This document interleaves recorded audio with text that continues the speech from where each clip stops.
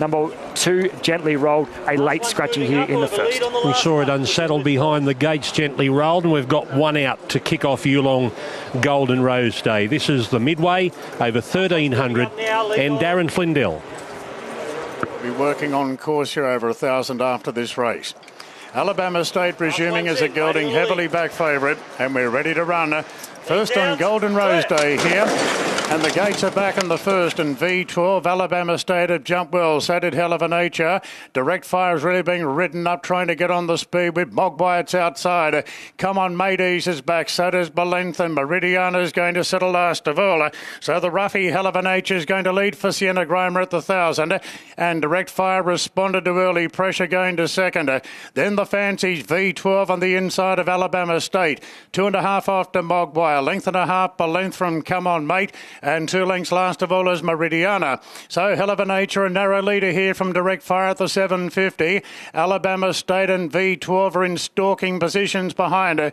2 further back to Mogwai tugging along. Then came Belenth from Come On Mate. And Meridiana still the last one, about 8 lengths off the front runner. So it's Hell of a Nature in front. From Direct Fire as they spin. Alabama State's pulling out. V12 sitting there on the fence will need a bit of room. Mogwai to the outside. Meridiana still a mile back at the 250, and Alabama State is given the cue now and quickly raced up to head off the 2 leaders. Alabama State a length clear. Meridiana's running on with Mogwai and V12 into the clear. Alabama State in front. Meridiana's levelling up late. That's been a big win. Meridiana from last has nailed Alabama State and V12. Direct Fire finishing in 4th.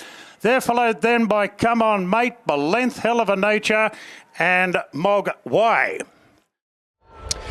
From a long way back, Meridiana has run down Alabama State, who seemed to cruise up and take control of the race, but that last couple of hundred, Meridiana started to really rocket, Ronnie, and won in the first, coming from well back. Yeah, nice mare. She's a really nice mare. She puts her head down like she's going to win more races. She did a really good job in her first racing preparation, and too good for midway class there, coming from last. He had his chance, Alabama State, but he will improve off that and be hard to beat next time. And the other just got held up there, V12, the stablemate of the winner, but seemed to just have his chance late. But best horse wins. Nice, promising mare. Wow, what an opener to the start of a great day, Ronnie. Coming from well back. Well-timed run there by Josh Park. I couldn't agree more. I think she's much better than average. She's got a terrific turn of foot. She obviously decent speed up front, allowed her to get back, but just love the way when she lengthened when Josh Park pushed the button from about the 200-metre mark. Like I said, wow, good start to the day. It'll be 6, Meridiana, beating number 1, Alabama State, 5, V12. 4th home will be 8. And that is Direct Fire. They've run 1:16.72. 1:16.72. The class record, 1:16.22. So about exactly a half second outside the class record. 34.67 the run home. And the margin will be a half length by a long neck. We're underway at Rosehill after the midway. Well done, Sarge. Obviously come back in great shape. Yeah, she's always showed a lot of promise. She won her first race in the city at Randwick, so any horse that does that, you know, is good. And things went a bit pear-shaped up in Queensland. She ran 3rd in the listed race in the 3rd start, and then in the main race we're after, it was rained off just after her race, and she pulled actually 4 shoes in that race, the bracelet. So she had excuses. We put her aside, left her up there, and she's come back not much bigger. She's not a big mare, but obviously stronger. But you just wanted to start her off slowly, quietly in the midway? Yeah, that's right. And she'll obviously hopefully go for some more black type later on, but we'll just work her through the grades now, and that's a good race to start her off in. Okay, and V12 continues to race well? Yeah, he's going to aim towards the 4 pillars, so even though he ran 3rd, he won't get an extra penalty for that, and he'll just keep improving too. Well done, Sarge. Thank you. Congratulations, Josh. Wow. That was pretty impressive. At what point of the race did you feel like you had won? Yeah, thanks, Corey. I tell you what, she's an unassuming mare. I've watched her trials and her races, and she possesses such a great turn of foot, but she doesn't give you that feel throughout the race. She's off the bit and quite a loose action on her. but when asked for an effort, she lowers and her turn of foot's really good. So once I got to the outside and asked for an effort, I was confident I was going to win. What do you think her ideal distance would be? Good question. They obviously stretched her out, and John Sargent is so good at doing that. She conserves energy. She's got an action like a horse that can stick on. Excuse me, but she also has that turn of foot that holds her in good stead at anything short. She's a bit better than Midway. Oh, I think she is. Yeah. Well done. Thanks.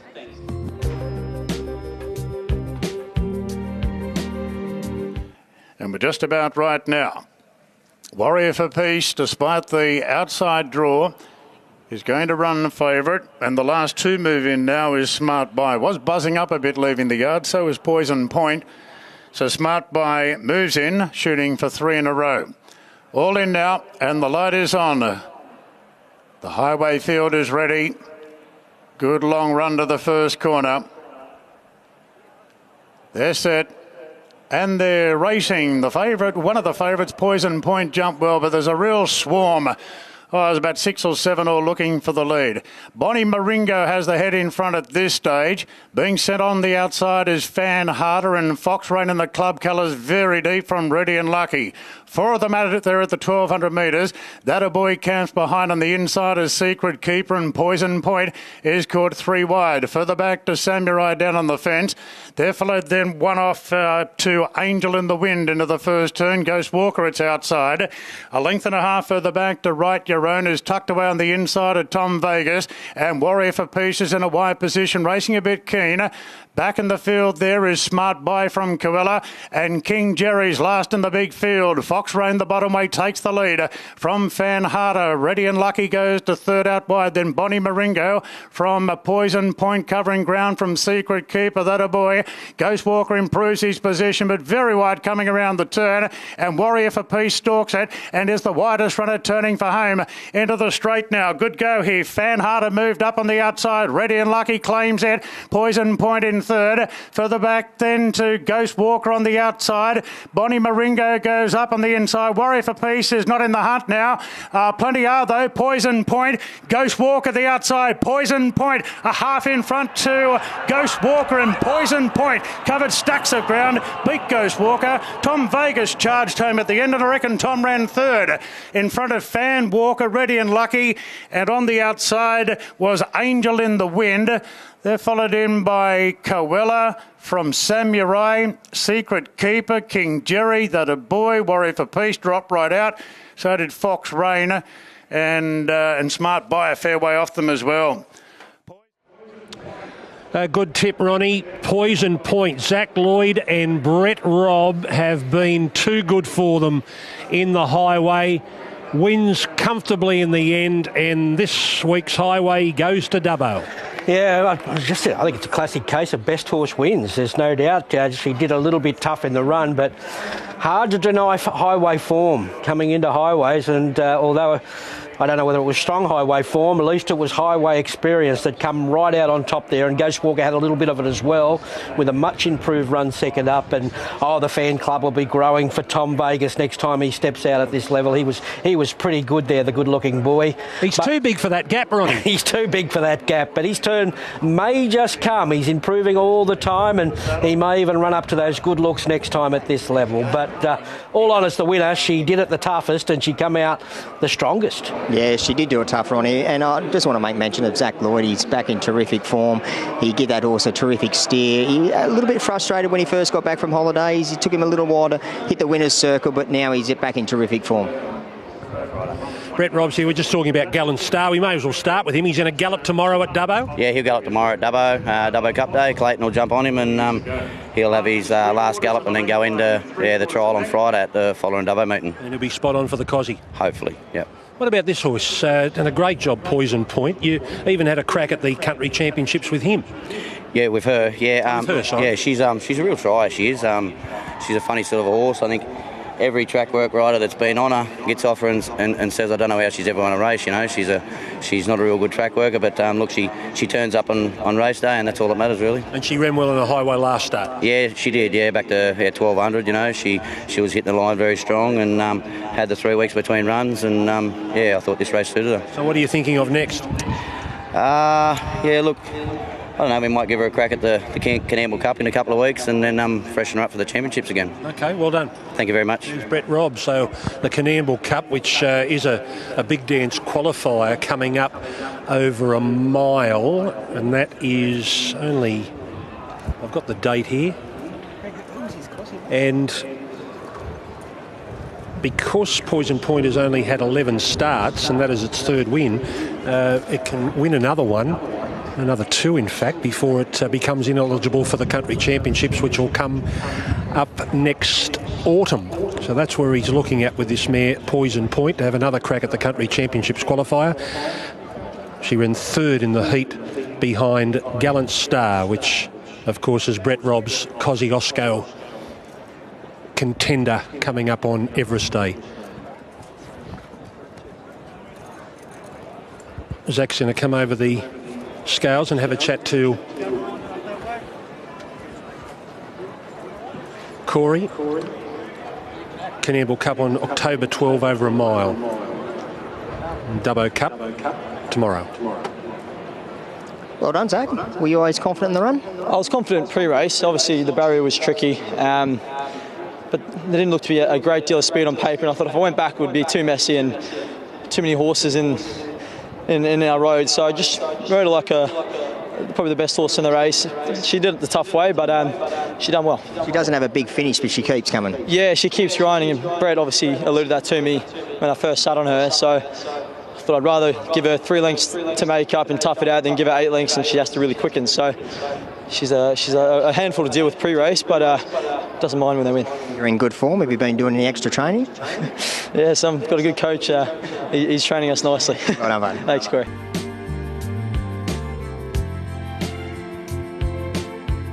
Here's Darren Flindell for the third of the day. The Metrop next Saturday. There's the light. Gates are back now. They're off and racing.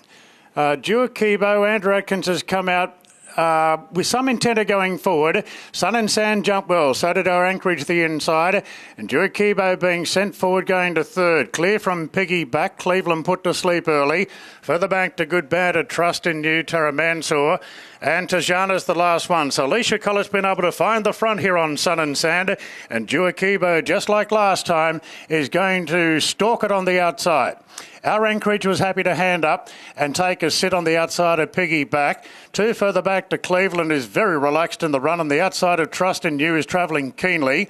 Further back to Good Banter, then the ageing Victorian Tara Mansour. It's tucked away on the fence, and Tajana's is back last of all. Well, Sun and Sand, she got within a half length of the Great Treasure at the moment in the Oaks earlier this year, and Alicia Collett's going to try and make all on the mare. Sun and Sand leads by 2 lengths to the favourite Duakibo. Piggy back with a good trail third, our Anchorage fourth, 1 out, 1 back. Then Cleveland on the outside of Trust in You. Good Banter, Tara Mansour, and the roughie Tajana's last of all. So they approach the halfway mark down the back of the course. Sun and Sand is galloping along, a length in front of Duakibo. Then Piggy back, leaders back third. A length off to our Anchorage, a couple off to Cleveland. Trust in You, Good Banter. Further back then to Tara Mansour and Tajana's last of all. They've got 1,000 to go, no change to the action. And Sun and Sand, placed at her only run of the distance in the Oaks, is trying to make all here. Sun and Sand by a length and a half to Duakibo, looking for his third Rosehill success. And Andrew Atkins certainly keeping tabs with the leader. A length and a half further back to Piggy Bank. Then came our Anchorage. 2 further back to Cleveland, just being woken up a bit now. Followed by Trust in You. Good Banter being roused along from Tara Mansour, and Tajana's last of all, 500 to go, and Sun and Sand given a bit more rain, turning for home from Duakibo, who stays on in second. Then Piggy back from our Anchorage, and Cleveland being wound up down to the 300, and Duakibo, the favourite, moved up now to take the lead away from Sun and Sand. Piggy back, then Trust in You, our Anchorage plotting, Cleveland plotting, Tara Mansour late, Duakibo in front. Piggy Bank is coming hard on the inside. Duakibo under threat. Piggy back up the inside. Piggy back has been able to wear down Duakibo, and Tara Mansour got up to finish third, Sun and Sand fourth. Further back to our Anchorage from Trust in You, then Tajana's. Cleveland, ran on for about 100, then stopped. Good Banter's pulled up a clear last. Stablemate has outgunned them. Piggyback, Kieran Maher and Tim Clark beating the more fancied in betting Juakibo. Andrew Atkins, Kieran Maher into second spot. Tara Mansour will get third, Sun and Sand fourth. Pretty hard to beat informed mares, aren't they? She just minding her own business, tucked away on the inside there, let it all unfold in front, and then she just, when they'd all, spent their energy, she was just there, a very fit mare on the scene who's racing in outstanding form. He's battled on quite nicely, Juakibo. He was always up there chasing the leader, and Tara Mansour has worked home nicely into third there, and the leader has battled on okay, Sun and Sand, but a worthy winner. I thought it was a good win, Ronnie. Timmy Clark, I would say that he would have preferred to come around Sun and Sand, but he went back to the inside. But I just loved her audacity to win. She's got that great sort of will to win. She pins the ears back. She doesn't, win by big margins, but she's just tough. Great ride there by Timmy Clark. So, yeah, back in form. Like you said, mares, I love it. Well, she gets into the Metrop should they go there. She was 200 to 1 prior to today. Only carries 50 kilos in the Metrop. Denies Juakibo a run in that race. Let's go and have a chat to Kieran Maher and see what he thinks about the pair of them. Piggyback beating Juakibo. Well, you had it one at the 200. Yeah, that's right. It was going to be one of them. I thought Juju had a pretty good run, and Piggy just out-toughed him, really. Yeah. I thought before the race it's the best she'd presented ever, really. And the times from her last run were very quick. So she's a horse on the up. So are you going to? Would you like to back up next week with 50 kilos in a Metrop? It's pretty tempting, isn't it? We'll certainly see how she is, but she's had the prep to back up. Yep. She's had really good grounding and a gap between runs. So if you did want to back up, it would work. I would think. And the other bloke, the plan was to hopefully win and back up with him, but we might just see he might just go through the grades a little bit more. Okay, well done. Cheers. Well done, Timmy. Nice, tough win. She always travelled like the winner. She did, and so I was just saying to Kieran, she was in the position where she was in behind the speed, travelling, doing no work, and obviously the stablemate and probably the horse to beat was sort of outside the leader and sort of having to do the donkey work, where she just had the sweet run back inside them, doing no work, and she was able to improve on her terms, and she was obviously coming here full of confidence after her last win. 50 kilos into the Metrop.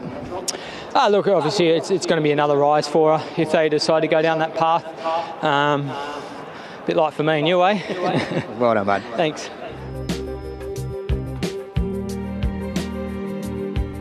Bit of pace in this with Nikosi. She's unusual, and quite possibly the horse moving in now the years. Locked and loaded. There's the light. Ready, race 4, Rosehill. Stand by. And they're racing. She's unusual, hopped out really well off the inside. Nikosi being revved up on the outside, going up to join it. Wymark bounced well. Strathday pretty handy, and the years is cast wide. Further back to State of America from Kapakiri. Flying Bandit and God's Window is the last one. So Nikosi taken to the front by Dylan Gibbons inside the mile and leads the way from the years who came across to sit on the outside as She's Unusual. Strathday close enough in fourth, followed by Wymark the Rails. Further back to Kapakiri, State of America, 2 off to Flying Bandit, and the English import God's Window, having his second Sydney start, is back last of all. So Nikosi's looking for back-to-back wins and leads at the 1,200 metres by a neat length on the years. Getting a good run, She's Unusual. The post-time favourite, leaders back third.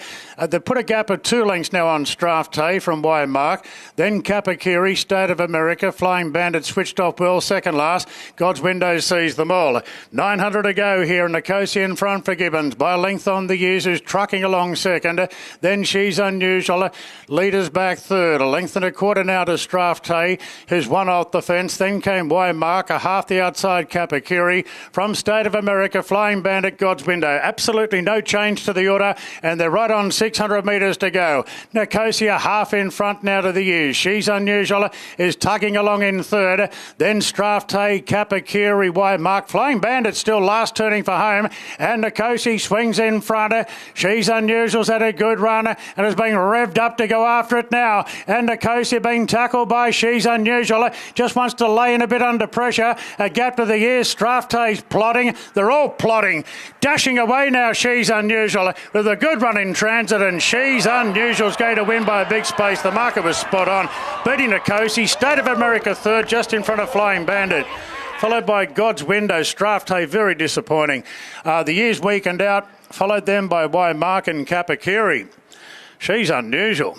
Travelled really well there for Zach Lloyd. Bolted in, absolutely bolted in, very solidly supported. Number 9, She's Unusual. Zach Lloyd for John O'Shea and Tom Charlton. Look at the margin between it and the runner-up, Nicosi, Gibbons and Baker. And a similar margin back to State of America in third, Roper and Payne. Well, Tom, that was a very, very dominant display out there today. It was. Bar one hiccup this preparation, she's been superb. And we've probably really learnt how to handle her and train her, and she presented in excellent order today. Probably favoured sort of distance and very fit. When Dylan started to lift the tempo at about the 800, She's Unusual seemed to enjoy it, the chase. She did. She's a lightly framed filly. There's not much of her, but you just keep her nice and fresh, and we like to space her runs, as you can probably see, and most effective. Okay, so what, a month away for a next start? You hit the nail on the head. Probably work towards a race called the Tessio.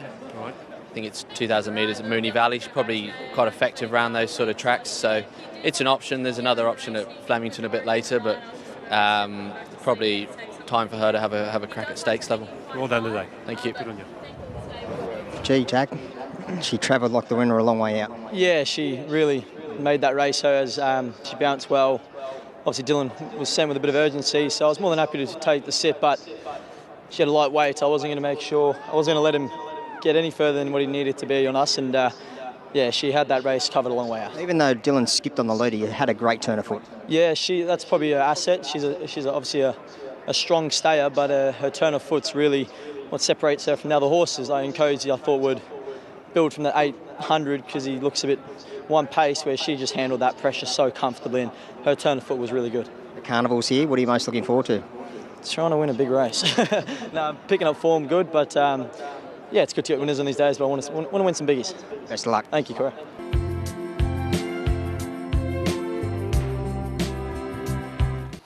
So Felix in the pink jacket is the last to move in for the Toyota Forklifts handicap, and the light is on. Racing now, Super Helpful a length out of the gates last of all, and Asgard. Felix Majestic's come out sharply, looking for the lead on the outside of Glitter Silver and Asgard, and Will Stanley's going to get Felix Majestic across and leading. Asgarda's second from Glitter Silver, then came Formal Display, the favourite. Next on the inside, Lord of Biscay. Two further back to Captain Furai, Super Helpful. And Serati is the last one. Felix Majestic worked to get across. Now he's getting a bit of a breather here from Asgarda. Travelling keenly the outside. Now Glitter Silver's cast. It's caught 3 wide. On the outside of Formal Display. Favourite fifth on the inside, Lord of Biscay. 2 after Captain Furai from Super Helpful, and a length and a half Serati last of all. So Felix Majestic after the sharp start. A narrow leader from Asgarda. Glitter Silver on a 3 wide path. Lord of Biscay tucked away on the inside of Formal Display.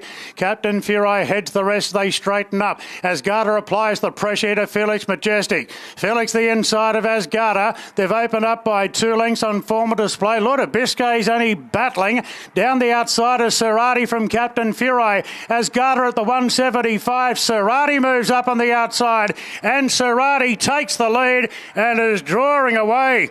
Well, they pulled the right rein here, didn't they, with Serati? They scratched from an easy race at Warwick Farm on Wednesday, and they won a harder race today. Good odds, beating Asgarda. Formal Display third. Captain Furai battled away.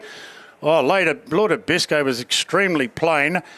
From Super Helpful. Felix, he led, but weakened out to finish second last, and Glitter Silver, who's 3 wide, finished tailed off. Serati, Braithnock for Annabelle and Rob Archibald will win, beating Asgarda. and we'll stand by for the numbers to go up. So good chase there, Ronnie. Yes, so we thought that Lady Extreme form might be the form there. It didn't work out with the two, Lord of Biscay and Felix Majestic, but it worked out with Serati, who was unlucky in that race late, and he's trained on and finished off brilliantly there. I thought she was excellent, Scarter, up there fighting, only survivor of the on-speed horses in that race by 100 yards, and the bottom two have battled on okay. But all honest, the winner, he's come back well.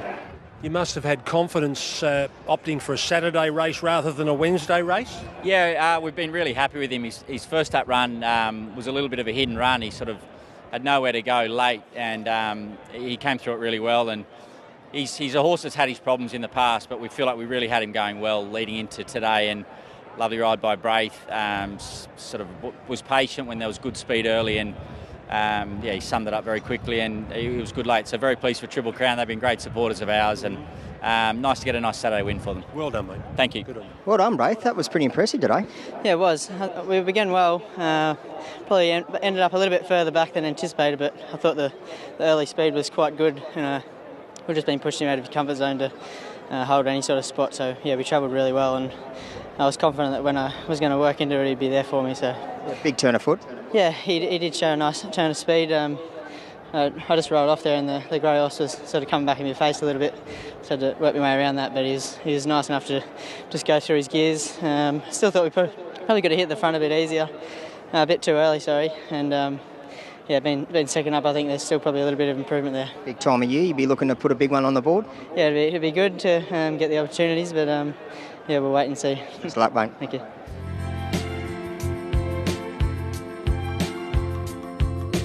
King of Pop's come up with a draw today, and blinkers go on. So the lights on, and the starter Dale Jeff's about to release the field here in the Heritage Stakes. Stand by for the all clear. Gates are back now, and they're off and racing, and the favourite Mahuna was one of the first out from Hidden Motive, and Beedman put up on the pace. Acacia handled the start well on the outside of King of Pop. Central Coast is caught deep from Grand Eagle, then came Farnicle. Comedy taken back to sit on the outside of Zumbo. So there's a few having a bite for the lead here. Hidden Motive on the outside of Beedman, and Berry let the pair go. Mahuna restrained to third. On the outside of King of Pop, and Central Coast off the track. Acacia wedged between runners. Further back to Grand Eagle, then Farnicle, and the last two, Zumbo on the inside of Comedy. So it's Beedman in control, turning for home. Beedman from Hidden Motive. King of Pop right behind them is Mahoon, been cuddled at the 350, and Acacia wound up getting to the outside. Hidden Motive moved up now, put the head in front from Beedman, then Mahuna, and Acacia's chiming in hard on the outside. It's Mahuna and Acacia. Mahuna with a head in front from Acacia. Mahuna ran out a little bit. Mahuna's clinging on, wins the Heritage Stakes, beat Acacia. Anyone's guess for third, maybe Beedman from Grand Eagle. Farnicle late. Hidden Motive was close up. Then King of Pop, further back to Zumbo. Central Coast was wide all the way, and Comedy was the last to finish. The Golden Slipper winner back in style. There'll be no talk of a Golden Slipper curse this year. So often Slipper winners don't come back, or they go straight to stud. This filly has come back and won the Heritage Stakes at her first start since winning the Slipper. Number 4, Mahuna, Tommy Berry and Michael Freedman. She found when the pressure came on to beat Acacia. And let's see where Michael Freedman will go, obviously chasing another Group 1, this time as a 3-year-old. Well done, Michael. It is always exciting to see a Slipper winner come back, but as a winner, it is important. Oh, it is. I mean, there's a lot of chat about the Slipper curse, and that was certainly coursing through my mind, sort of in the week leading up to her comeback today. But terrific to see her back. It was a good ride by Tommy. Got her into a really good spot. She'd been showing us at home that she was back, but you never really know until you sort of get here race day. So big thrill. She looked to be cruising in that early part of the straight, and when Tommy went for her, it wasn't explosive, but she found. She did, and I actually just said to Brian Carlson, I was a little bit concern when Tommy was sitting so pretty on a, knowing there was race-fit horses around her, and she's first up since March. So I sort of was urging him to maybe get going but he knew what he had underneath him, and she's got such a great will to win. I thought when she got a neck or half a length in front of her, it'd take a good one to run her down. Two different fillies, her and Apocalyptic. Yeah, this filly's very sharp. Whether we stretch her later on, we'll have a bit of a think about that. But I think 7 furlongs would be fine. Right. Maybe not this preparation, but whereas I hope Apocalyptic's probably got a little bit more scope in terms of what distance she can get to. Is this filly definitely going to the Coolmore? That's the plan. The plan was to run here, come back here for the Roman Consul, and then 3 weeks to the Coolmore with a little trial up the straight beforehand. How's Apocalyptic, by the way? She's great. Good? Yeah, very well. Well done today. Thank you, mate. Congratulations, Tommy. Gee, she was really good. What went through your mind at about the 300 metres when she lost the bridle? I'm glad I've done a fair bit of work with her along the way. I worked her in company on Tuesday morning and she let up, which she usually doesn't do. And she sort of floated a bit and her mate got to her, and he was a pretty good workhorse himself, and she had no bar of letting him get past her. And today was a bit the same. I was a werewolf first up. She had a big weight, so I wanted to wait on her for a little bit. But in all of her races, including the Slippers, she's never won by a big margin, but trying to get past is the hardest bit. She's not very big, but very tenacious, and been very well looked after by Michael and the team at Emirates, and glad to get one in these colours. I've missed him a little bit lately. I know you haven't had a lot to do with her, but does she feel much better this time around? She's a little bit stronger, hasn't grown an inch in tallness, but like I said, she's very tough, and it's been a while since we've seen a Slipper filly come back and win as a 3-year-old, so she's obviously bounced back from that curse that's been hanging over them, and especially the fillies. But I don't really know where her ceiling is, because she's definitely better than the grade she was up against today, but she only does what she has to, so it's a bit hard to tell. Well done. Thanks, Brandon.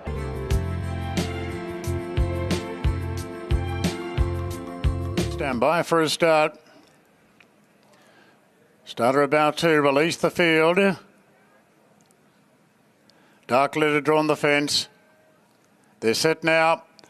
And they're racing. Scarlet Oak immediately taken back. And Gerringong, Dennison, Darcy won the start. Manala way well. And Snow in May given a bit of a wind-up early and has been able to get right up on the back of the speed. Followed by Dark Litter. Firestorm improving. Followed wider out there by Bossy Nick. They're followed after a length to Brigidine Gal, Scarlet Oak along the rails, and Medella is the last one. Gerringong held the front here and racing pretty keenly in the lead, out by a length now on Dennison Darcy. And Zach Lloyd's got Snow in May up, running a very handy third and getting a tail trail now behind the favourite. A length further back to Manal in the running line, 2 after Dark Litter. Inside Firestorm, then Scarlet Oak. Brigidine Gal takes off early, and Medella will get a free ride onto its back as they bunch up inside the 600. So Gerringong slowed the tempo from Dennison Darcy. Manal peeling. Brigidine Gal wider out. Snow in May's all boxed up as they turn. Firestorm not getting much room either. Into the straight, Gerringong in the leader, but Manal moves up on the outside. Snow in May's got the rails run. 2 further back to Firestorm, and Medella's coming down the outside. It's Manal and Gerringong. Snow in May chipping away on the inside. Firestorm's plodding on. It's Manal in front from Gerringong. Manal ahead up here on Gerringong. Firestorm gets going now, but it's Manal extending away to win the Golden Pendant. Beat Gerringong, and a nose away third was Firestorm, followed by Snow in May, then Dark Glitter and Bossy Nick. A gap back to Medella from Brigidine Gal and Dennison Darcy. Well, a big double here for Michael Freedman and Tommy Berry from Mahuna to Manal. Manal wins the Golden Pendant, Group 2 for the fillies and mares. She backs up her Group 2 Shirako win with another one. Stables on Flyer.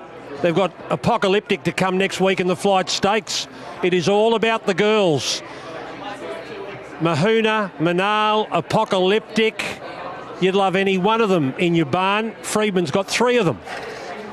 And they're not the only ones he's got. He's got a lovely team of horses around him at the moment. He's got young horses. He's got these older mares, these 3 to turn 4-year-old mares as well. And he's having a really good time. So the big 3 in the market there singled out, and she was just too good. She had the right run. It ran to script. Although when Bridgetine Gale took off, coming about the 600 or 700 metre mark there, Tommy was sort of forced to go probably 100 metres earlier than he wanted to, but it's still, he'd had the rest and he had enough in hand to get her home. So she was great. Gerringong, just like we said, if they were going to get her, it was only that last little bit, and Firestorm was perfectly ridden there, had the charm run, but just they've just sprinted home a bit quick for her. But all honest, the winner, she's come back well. She carried the weight here, and she does it well. Here is Michael Freedman. Having a good day? Not bad. Not bad. It was rinse and repeat there. Yeah, we were just saying exactly that. You know, when Tommy came out, obviously drew the same gate as Mahuna in the race before, and pretty much ended up in the same spot. So I'm really thrilled with just to have this mare back, you know, going as well as she is, because she's been going since she was 2 years old in the spring, and she was sort of out in the wilderness a little bit for probably 8 or 9 months, and then to come back and from a disappointing run at Caulfield and then win the Shirako and then back it up here today. It's a big thrill. It's important too, isn't it? You can have them in isolation, but to do it back to back, 2 Group 2s in a row, you know where you've got it. Yeah, absolutely. And I'd probably sound like a broken record, but she's been going so well at home for quite a long time. It's been really frustrating going to the races previously where we've been hampered with bad barriers, etc. But I've sort of always felt that, you know, if she got the right run in a race, she's still got plenty to give. And you're never really sure with these mares as they start to get a little bit older, particularly when, you know, she started racing in the spring with her 2-year-old year, winning the Gym Crack. So it's a big thrill. They're great supporters of mine, Emirates, obviously, and, you know, they've got 2 beautiful future brood mares, hopefully not too soon. And who's the next one? Who's the next one in waiting that is going to come along this year? They've given me some very nice fillies this year. So I bet you they have. I'm looking forward to the order. Good on you, well done. Thank you. Congratulations, Tommy. We'll get to her in a minute, but this combination with you and Michael obviously stems back from Singapore, but how good does it feel when you ride winners for him? Oh, it feels great because we're a close team at home. We work together really well, and as you said, it's been a long relationship, and it's and like one thing with Michael, he doesn't take anything to heart. I got off this filly in a slipper to ride something else, and I'm back on her. And I had a couple of other occasions where I could have got back on her in the past. But he's not just a good person; he's got a great family, and he's a great trainer. So it makes it very easy to work with him. Take us through the run. How good did she feel? She was great. When she bounced that quick, I made the first 2 sort of work a little bit across. Rachel King to put a bit of pressure on Gerringong because I knew he'd sort of get it a bit easy in the mid stages. And I was like 1.5 off the fence, so if something did try to come around me that I didn't have to do much to get in that 3-eyed line, I was sort of half carting anyway.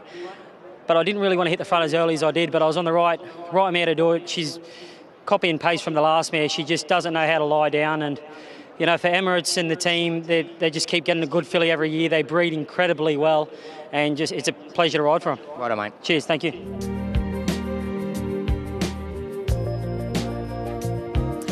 Light is on, ready for the Yulong Golden Rose, Group 1 for the 3-year-olds. And we're set to jump. Racing now. Oh, beautiful line out.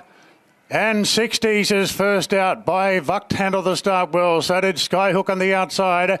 Wotan's not too far away on the fence, followed by Tempted going forward out wide. Then came Nepotism. Rivellino parks down on the fence from State Visit. Autumn Boy covering a bit of ground early and is back towards the rear of the field. Well, by Vuck. Adam Hieronymus went to the front here. Out by a length and a half on 60s, and Skyhook goes to third. They're followed then by Wotan, Tempted, and Autumn Boy's off the track. Further back then to Nepotism from State Visit, and Rivellino on the fences. Last of all, it's a bunch field here in the Golden Rose, and Bivak heads them up from Skyhook Skyhook second, 60s back in third, followed by Wotan. The favourite Tempted, 3 wide in the white cap. Deeper out as Autumn Boy. Then came further back to Nepotism, Rivellino and State Visitor. Into the straight and Bivark extends the lead by 2 lengths on Skyhook. Wotan pushing through on the rails. Further back to Tempted. The fillies 4 lengths off the lead. Bivark the Godolphin leads inside the 200 by 3 lengths on Tempted. Wotan and then came Skyhook. Nothing making any ground. Bivark up on the speed is going to brain them here in the Golden Rose. What a performance. Bivark by 4 lengths. Second, Wotan, a nose in front of Tempted, followed by Skyhook. Further back to Rivellino, 60s. Autumn Boy couldn't close it off today. Covered a bit of ground from Nepotism, and State Visit was last to finish. Bivark does what his dad did, bivouac. He's won a Golden Rose.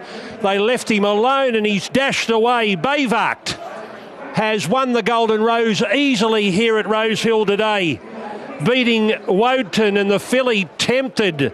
Adam Hieronymus with another Group 1, his 5th of a career. Chris Waller wins his 4th Golden Rose here today with a colt. And now they think to races on the 18th of October. Ronnie, give him a slot. Why not? Why not? They just handed the race to him there. Adam Hieronymus, he just said, well, if you don't want to lead, Rachel, I'll lead. And he just controlled that race, and he had too big a sprint. I think the sectionals will probably tell the tale there, and off he goes. This race was over on the point of the home turn. There's no doubt about it. Wotan's battled on quite nicely. Tempted loomed up and might be better going back to maybe the Tab Everest in her own right. So maybe Godolphin won 2 slots going forward here, and I think there's a couple available for them if they want them, and obviously they got their own as well. But a one-act affair, and he does it, and that's an ideal Everest, exhibition there, doing it at 1400, and we probably think he might be better at 12. Corey, you summed the race up perfectly pre-race when you said Hieronymus and King will not want to attack each other and go fast. They didn't want to set it up for the back markers. Yep. Well, it worked for Hieronymus on Bivark. Yeah, correct. And that's how it looked on paper to me as well, Greg. They had to take the speed out of the race to beat Tempted, although Ethan Brown got into a lovely spot. He ended up getting popped off at about the 600 metre mark to be 3 wide, but they just left the leader alone. Adam just took total control of the race. 60 set outside, obviously, and allowed him to get away with those cheap sectionals, but it was just a one-act affair, and I couldn't agree more, Ronnie. It was over on the home turn. And I think, Ronnie, go and do the homework, but no trainer in the world has produced a Group 1 Quinella for Godolphin and Coolmore in the one race. Incredible. Chris Waller for Godolphin and Chris Waller for Coolmore, running 1-2 in one of our feature, big races, and obviously Kieran Marr for Coolmore third with the filly. An absolute powerhouse of an organisation, Godolphin, and the runners-up Coolmore. Well, congratulations. Now, this will mean a lot because Godolphin have entrusted you with a wonderful colt, and you've given them a Group 1. Yeah, certainly. And what they've done for Australia as well, Australian racing, they've supported us for a long time, obviously buying it off the Ingham family. Amazing. Godolphin, it's been an amazing story for Australia, and they've been my biggest competitor for so many years, consistently in these big races, the stallion-making races. I'm honoured to be training for the likes of Coolmore, Godolphin, and we had 4 great colts in the race, and unfortunately there's only one winner. But yeah, son of Bivouac, who raced here in Sydney and won a Golden Rose himself. Yeah, so it's a good story. And probably beat you that day. Probably. Adam Hieronymus done a great job, and Godolphin have stuck solid with him, and yeah, they're an amazing team. We've learnt a lot from them, their little systems that they have, and they may think we're okay too. All the talk this week was about Autumn Boy and Wotan. They were the big 2. Bivark was forgotten. Yeah, look, he did a great job. Adam, as I said, just didn't panic on the horse, got him into a nice rhythm. And there's run time as well, it sounds like, too. So, yeah, it's a true testament to Adam Hieronymus and the Godolphin team. So thanks for their support. Will you be talking to Godolphin? Would you suggest where to go next? Now that he's a Group 1 winner, it's almost like job done. Well, it's a big thing, isn't it? He's a Silver Slipper winner. as a 2-year-old, a Group 2 winner. Now he's won a stallion making race. So, yeah, we have to concentrate on Wotan now and get his one as well. Yeah, exactly right. That won't be too far away, surely. No, he's a good colt, and it was good to see him finish off well. And look, Wooden Bassett's an amazing success story. It's been a sad week, but it was good to see Wotan finishing off so well. So that mile certainly wouldn't be out of his repertoire. You're not kidding, they ran some time. It didn't look like they were going that fast, but you've got a new track record to boot. By a long way. That's fantastic, especially on your home track. Yeah. Congratulations. Thank you.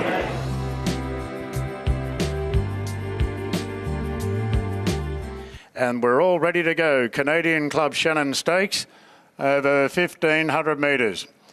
Racing now, N-Cap was last out of the gates and having his ears ridden off in the early part. Unspoken jump well. Rise at Dawn is mustering pretty well on the outside. Faulkner Park going with it, and Waterford in the thick of the action as well. Shahisha Park's in behind on the inside of Our Gold Hope. Then Mason Louis from Democracy Manifest, 2 lengths to N-Cap. And Osipenko is the last one. So it's the favourite, Rise at Dawn, getting to a clear-cut lead here for Josh Parr with Faulkner Park racing fresh in second. Waterford third leaders back, 2 off to Unspoken. Then Shahisha midfield, the fence from Our Gold Hope. Further back to Mason Louis on the inside of the King, going Democracy Manifest. And back towards the rear of the field, N-Cap after that sluggish start, and is kept company there by Osipenko. Rise at Dawn shows the way, a neck in front to Faulkner Park at the 600 metres. Waterford very well positioned, leaders back. Inside Unspoken. Our Gold Hope gets rolling down to 5th, and Shahisha stays now to the fence. They straighten up. Rise at Dawn, a narrow leader from Faulkner Park, who moved up to eyeball it, and Waterford quickly on the scene. And Waterford charges to the lead. Oh, the favourites folded up like a deck chair there, and Waterford raced 3 lengths clear from Rise at Dawn. Then came Our Gold Hope. Democracy Manifest is late on the scene, but Waterford, the best of Waterford today, a real Rosehill track specialist. Waterford won it easily. Now for the minors, as Rise at Dawn held on, it's a 5-way go. Osipenko down the outside. Democracy Manifest, N-Cap there with Unspoken. And they're followed further back by Shahisha. And Faulkner Park got pretty tight. He dropped right out of it. Mason Louis beaten a distance as well. Waterford. Big. Waterford, has he raced his way into an Epsom in 7 days' time? He'll be 51.5 on his back.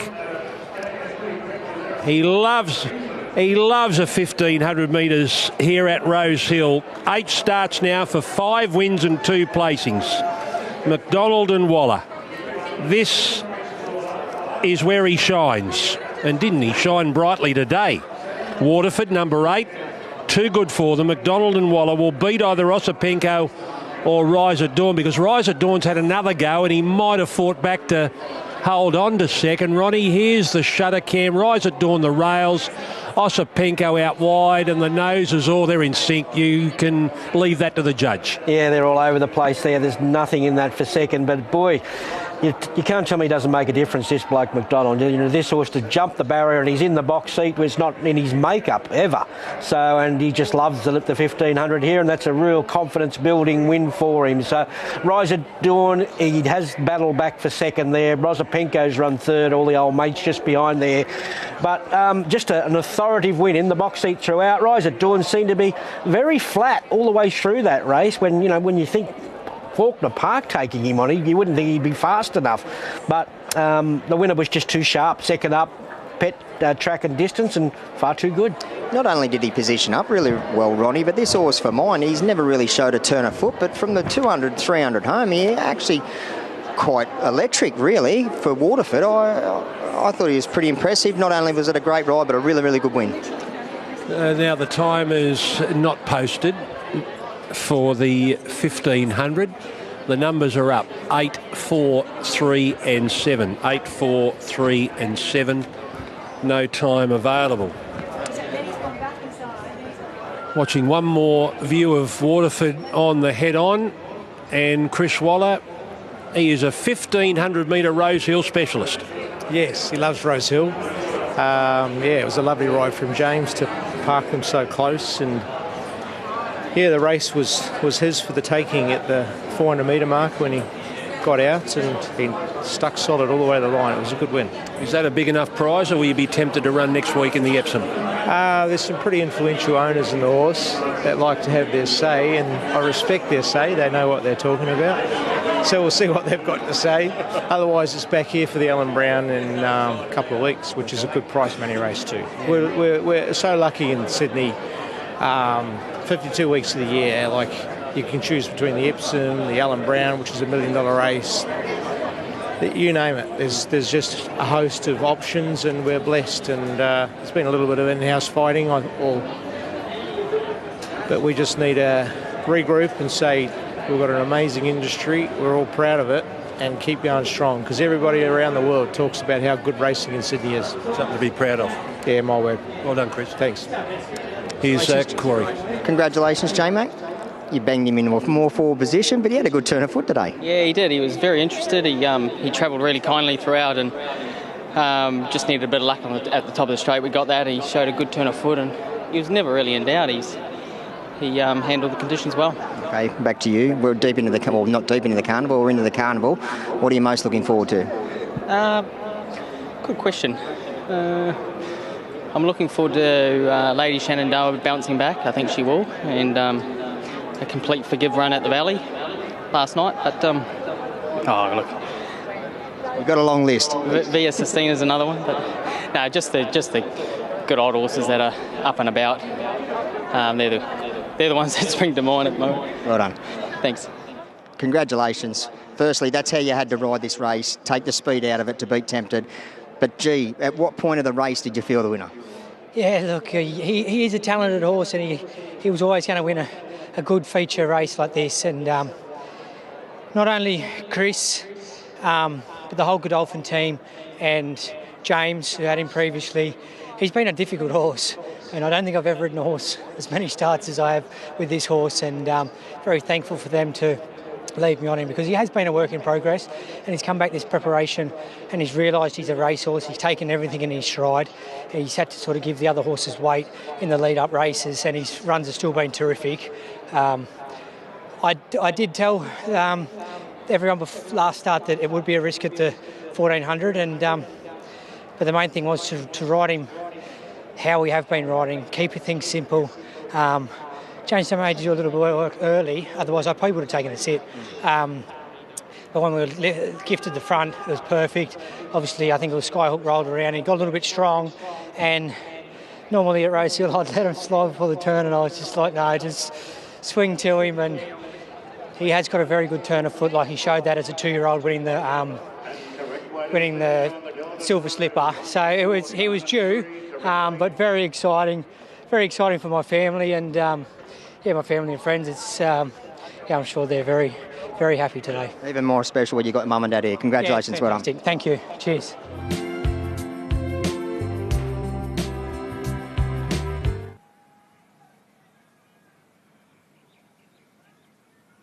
Waiting for the starter to hit the button in the lucky last.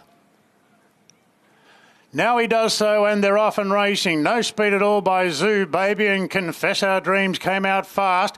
Together with Sunrise, Tickle Belly moving up on the outside. Bonita Queen wasn't great out, but she is starting to muster now behind them, followed by Sammy Conquers All. Rosalind Star camped in behind her. A gap of 4 lengths for the back to Chidiac from Bojangles. Moddy Supreme 3 wide into the first bender, followed by Zoo Baby well back on the rails. Polyglot and Balkans are the last two.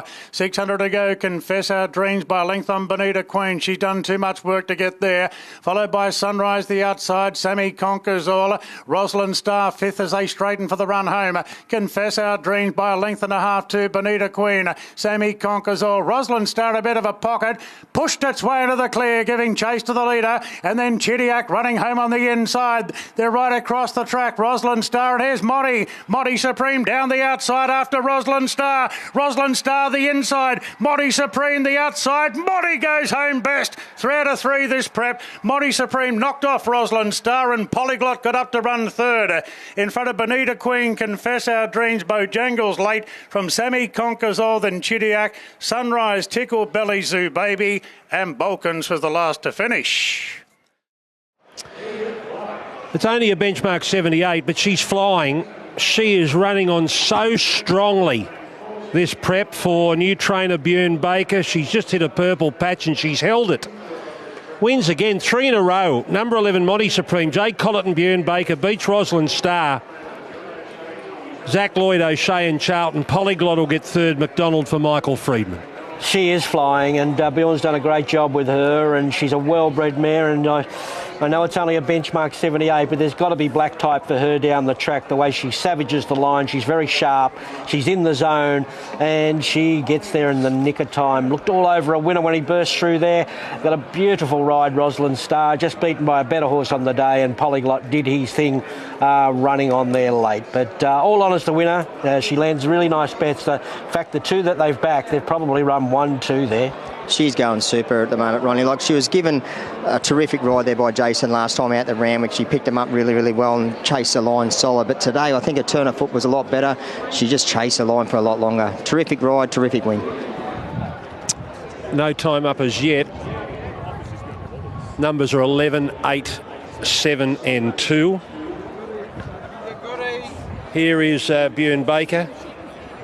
Commiserations, the Wallabies being beaten earlier today. Yeah, I thought we had them there. 10 minutes to go, the pressure was on, and next week, Perth, you always got to look forward, not back. Tell you what, you'll be looking forward with this mare. She's flying. Yeah, very, very happy. I wasn't overly happy after the first furlong, and I thought when the field sort of split, she's going to be up against it. So, no, really, really good win. I'm lucky to be a benefactor of a ready-made racehorse, and at Monty name, hopefully we can get a few more winners in the winners' stall for Mr. and Mrs. Bates. So she's a lovely mare, quality, and it really does make us look good. You'll chase some black type with her?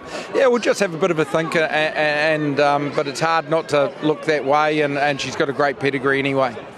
How's Point and Shoot? He had to be scratched at the barriers. Yeah, he seems fine, and it's just one of those things where you had him scoped when he got home. He's healthy and well, and he didn't actually have a lung bleed, but the rules are there for a reason, and thankfully he is A-OK, so we'll just see where to from here. And unfortunately, the race worked out perfectly for him. That's racing. You got to look. You can't look behind you. You got to look forward, and you got to be resilient and tough. Last race, Björn. Good luck next week in the Group 1s. Big day at Randwick. Yeah, looking forward to it. It's that time of the year, and a winner a day keeps the bank manager away, thankfully. Good on you. Congratulations, Sniper. I knew you had to get one on the day. About time, isn't it? Gee, she looked like she's improved again since that last win. She's great, wasn't she? 1100 to come from behind. Obviously, we had tempo, which suited, but she's flying. And, when a mare's in form, it's great. It's a good ride to be on. She'll chase bigger and better races now. Do you think she's up to it? Definitely. Like from where she's come from Wednesday and where she's going with Beyond at the moment, she's just, she's airborne, and black type's the next, I'd say the next goal. Yep, well done. Thanks, mate.